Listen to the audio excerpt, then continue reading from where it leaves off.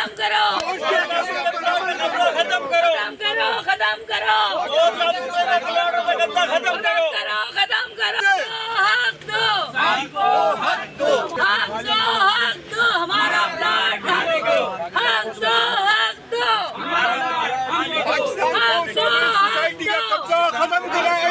अस्सलाम वालेकुम, मैं शाहिद हुसैन हूँ। सिंध हाई कोर्ट में इस वक्त मौजूद हैं। आज पाकिस्तान पोस्ट ऑफिस सोसाइटी से मुतालिक दूसरा केस था। दूसरी बड़ी जीत हुई है ये है कि इनकी सोसाइटी के ऊपर तकरीबन 50 साल से कब्जा है और इलाटीज़ जो है दरबदर थे, लेकिन आज सिंध हाई कोर्ट ने रेंजर्स की मदद से सोसाइटी की ज़मीन खाली करने का हुक्म दिया है। सोसाइटी के जो एम्प्लॉइज़ हैं, जो इलाटीज़ हैं, वो मेरे साथ मौजूद हैं। सोहेल साहब, आप मैनेजमेंट कमेटी के सेक्रेटरी हैं, आप सारी ख़वातीन और मर्दों के साथ हैं, क्या वजह थी? और आज अदालत ने तो बड़ा हुक्मनामा दिया। असल में ये 1970 की 82 की ज़मीन है। ये सोसाइटी 1970 से इस्टेब्लिश हुई है। 2012 से लीगल इंक्रोचमेंट और गोट बना हुआ है, जो कि ना कि किसी गोटाबाद स्कीम का हिस्सा है, ना कोई उसमें लीगलाइजेशन या कोई डॉक्यूमेंट्स हैं। अब ये हमारे मेंबर 75 के मेंबर है, आज तक रोल हैं और काफ़ी लोग, हंड्रेड्स ऑफ पीपल जो है ना, वो इंतकाल कर चुके हैं। ये अपने जायज़ हक़ से महरूम है और ये आज छठी डायरेक्शन है जिस पर DC, DIG, SSP वगैरह ने कोई अमल दरामद नहीं किया है। इसलिए आज हमारी ख़वातीन का, हमारे सीनियर सिटीज़न का इंसिस्ट, सबका मैनेजमेंट कमेटी का ये इंसिस्ट था कि यहाँ पर रेंजर्स को डिप्यूट किया जाए। जब तक रेंजर्स नहीं आएगी ये मामला सही नहीं होंगे और हमें इनकी विलिंग पे और कम्पिटेंसी पे भी डाउट है कि नहीं। 10 साल से उनके पास चीफ सेक्रेटरी से लेकर SHO तक एप्लीकेशन जारी है, आज तक ये ख़त्म नहीं हुआ है। आज अल्लाह का लाख लाख शुक्र है क्या सैयद हसन अज़हर रिजवी साहब ने रेंजर्स की डायरेक्शन दी है और इन इदारों को पाबंद किया है कि आप जो है 60 दिन के अंदर ये ख़त्म करें। और अगर किसी लॉ एंड ऑर्डर की कंडीशन में आप DG रेंजर्स से कांटेक्ट करके ये सारी वो ले लेते हैं लॉ इन्फोर्समेंट एजेंसीज़ को। वहाँ पर एक गाजी गोट भी आबाद है और भी कई आबादियाँ हैं, तो वो कहते हैं उनके पास भी अथॉरिटी है। उनके पास गाजी गोट बना हुआ है, अब्दुल्ला शाह गाजी गोट ब्लॉक जी, वो Pakistan post office society sector 25 की ज़मीनों पे बना हुआ। उनके पास कोई टाइटल डॉक्यूमेंट नहीं है और ना वो किसी गोटाबाद स्कीम का हिस्सा है। गोटाबाद स्कीम इसलिए थी कि देहात की गोट 87 तक के गोट को रेगुलाइज किया जाए, ना कि ये कि नई आबादियों को बना के दूसरी जगहों पे कब्जा करके वो किया जाए। ये स्कीम कौन कौन सी है और कौन कौन से सेक्टर हैं जो कब्जे हैं उन पे? हमारी ये स्कीम 33 है। स्कीम 33 में सेक्टर 25 पे कब्जा है। 1A सोसाइटी 1A सेक्टर है, सराब गोट पे इसमें हाफ पे कब्जा है। सेक्टर 13A पे काफ़ी हद तक कब्जा है। सिर्फ 23 एकड़ ज़मीन जो है सोसाइटी के पास है और ये कब्ज़े 40 साल से ज़्यादा पुराने हो गए हैं। जस्ट बिकॉज ऑफ सोसाइटी की पुरानी मैनेजमेंट कमेटी इनको रिमूव कराने में विलिंग नहीं थी। अपार्ट ऑफ दैट डिपार्टमेंट ने प्रॉम्प्टली टाइमली काम नहीं किया। हमने अब 3 मई 2021 से चार्ज लिया और आते ही ये केस फाइल किया, नैब की पटिशन फाइल की है, 26 को तेज़ किया। उस पर 26 के केस में कमीशन हमारी रिक्वेस्ट पे अपॉइंट हुआ हुआ है, जो कि एविडेंस को एग्जामिन कर रहा है और इसको फास्ट ट्रैक पे लेकर आए हैं। तो मेरी DG रेंजर साहब से, हायर अथॉरिटी से ये रिक्वेस्ट है कि खुदारा इन लोगों पे जो 70 साल के लोग हैं और 1975-80 के अलॉटी हैं, इनको इनका हक़ दिया जाए और यहाँ से ये इंक्रोचमेंट फौरी तौर पर रिमूव की जाए। हमारी प्राइवेट सर्वे लैंड है जो कि हमने प्राइवेट खातेदारों से ली हुई है। हमने कोई Sindh board of revenue KDA KMC की ज़मीन नहीं है हमारी। तो ये लोग, हज़ारों लोग चले गए। मेरी अपनी वालदा का इंतकाल हो गया। हमारे प्रेसिडेंट 1980 के मेंबर हैं, आज कैंसर की ट्रीटमेंट में अस्पताल में पड़े हैं, वो भी नहीं आ पाए। तो मेरी इन हायर अथॉरिटीज़ से, DG रेंजर्स से, वज़ीर आला सिंध से और जो भी हायर अथॉरिटीज़ हैं, चीफ सेक्रेटरीज़ की, ये कब्ज़ा फौरी तौर पे ख़त्म कराया जाए ताकि लोगों के प्लाटों का उसूल अमली तौर पे मुमकिन हो। हज़ारों लोग चले गए, हज़ारों लोग पैरालाइज हुए हैं। कुछ नहीं कर सकते हम सिवाय इसके कि हम यहाँ पे कोर्ट ऑफ लॉ में आएँ और जाके जल्द से जल्द ये मामला सही हो। अच्छा, ये यहाँ तो तासुर ये है कि अदालत तो हुक्म देती है लेकिन अमल दरामद नहीं होता। आपका किसने प्लाट बुक कराया था और क्या उम्मीद है कि खाली होगा? देखें, अब तो हम बहुत करीब पहुँच गए हैं इसके। इंशाल्लाह हमें पूरी उम्मीद है अल्लाह से कि अब इंशाल्लाह ये हमारे हक़ में बेहतर होगा। ठीक है, तो आप भी बुजुर्ग हैं, अदालतों के धक्के खा रही हैं। बात यह है, अस्सलाम वालेकुम, मैं आपके मीडिया के तवस्सुत से ये तमाम आला अफसरान बाला को, वज़ीर आला सिंध को, तमाम महकमा जात को रिक्वेस्ट करती हूँ कि बराए मेहरबानी खुदा का ख्याल करे।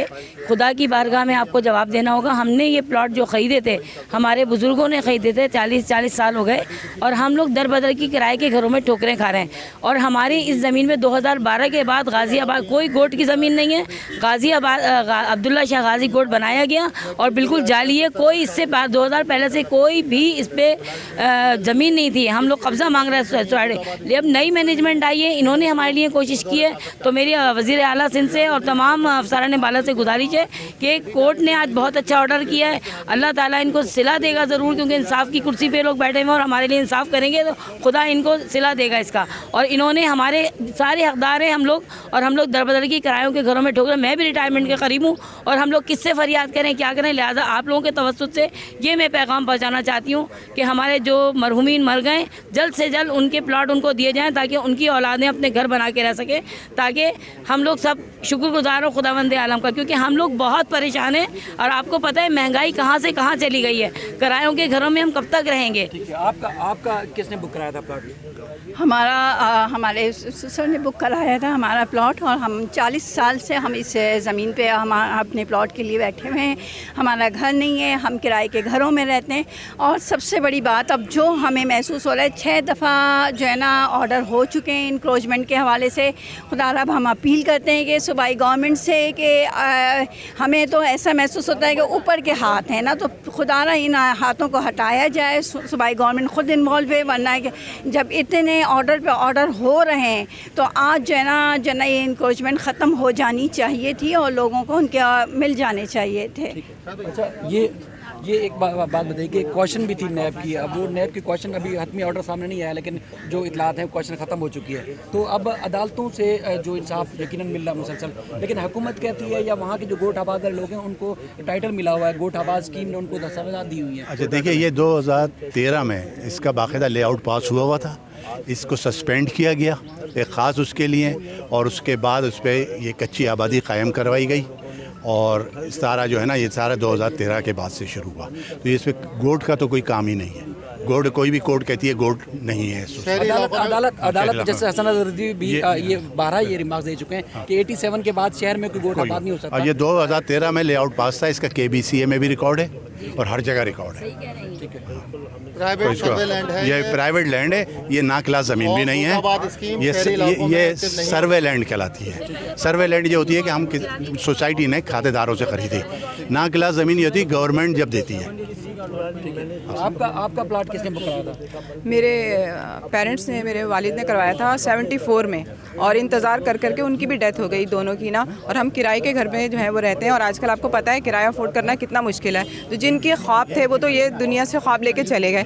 अब हम जो है वो हमारी ये नई मैनेजमेंट पूरी कोशिश कर रही है। अल्लाह ताला की ज़ात से हमें बहुत उम्मीद है कि इंशाल्लाह ताला, जैसे कि कोर्ट ने ऑर्डर दिए हैं रेंजर्स के भी, तो इंक्रोचमेंट इंशाल्लाह ताला जल्द से जल्द ख़त्म की जाएगी। और आप लोगों से भी हमारी ये दरख्वास्त है कि जिस फॉर्म पे हो सके आप हमारा ये मसला जो उठाइएगा, क्योंकि एक इंसाफ का फैसला है जो कई साल की नमाज से बेहतर है। तो आपने खुद प्लॉट बुक कराया था ये? जी हाँ, मैंने 74 में बुक कराया था, नौजवानी में बुक कराया था, और हम अब ज़ईफ़ हो गए हैं और हमारे पास अपना घर भी नहीं है। हम लोग किराए पर हैं। बहुत से लोग जो है इस दुनिया से गुजर चुके हैं।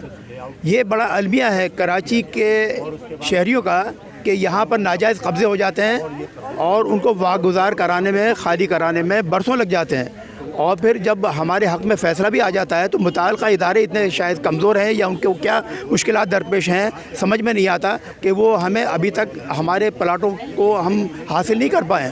तो इसमें जो यह है कानून साज़ी होना चाहिए, ना सिर्फ ये वागुजार कराया जाए बल्कि जो लोग कब्ज़ा करते हैं उनको सज़ा दी जाए। तो अब यहाँ पर जो है कराची में जो है वो बेइंतहा जो है वो कच्ची आबादियाँ बन गई हैं। लोग अब प्लॉट ख़रीदने से डरते हैं। अब ये मुझे बताइए कि बाहर के लोग जो ओवरसीज़ पाकिस्तानी हैं वो किस तरह प्लॉट ख़रीदेंगे, किस तरह यहाँ पर जायदादें ख़रीदेंगे, पाकिस्तान को रेमिटेंस कैसे मिलेगा। तो ये एक बड़ा नुकसान है। पूरे कराची के अंदर जो है वो कच्ची आबादियाँ बन गई।